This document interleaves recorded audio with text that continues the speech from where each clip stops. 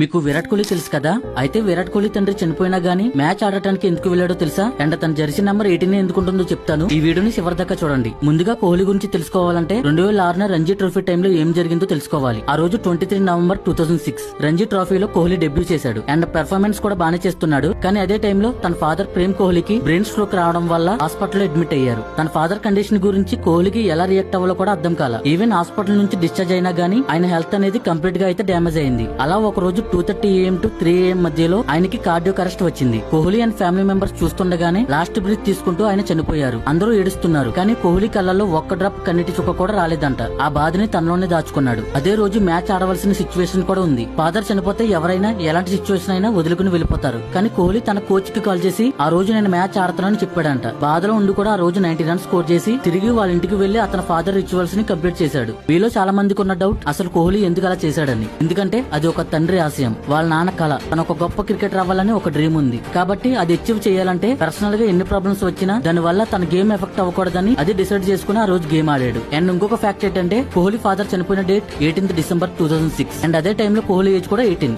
ఆ డేట్ ని మర్చిపోకూడదు, అది చాలా ఇంపార్టెంట్. అండ్ ఆ ఇంపాక్ట్ క్రియేట్ చేసిన డేట్ లాగా తనకు గుర్తుండాలని తన జెర్సీ నెంబర్ 18 గా సెలెక్ట్ చేసుకున్నాడు. అండ్ ఆ 18 నెంబర్ జెర్సీ వేసుకున్న ప్రతిసారి తను కొట్టే ప్రతి రన్ తన ఫాదర్ కి డెడికేట్ చేసినట్టు తను ఫీల్ అయ్యేవాడు. ఇదే విరాట్ కోహ్లీ సక్సెస్ అనుకున్న స్టోరీ. అలాగే ఈ వీడియోని ప్రతి విరాట్ కోహ్లీ ఫ్యాన్స్ కి షేర్ చేయండి.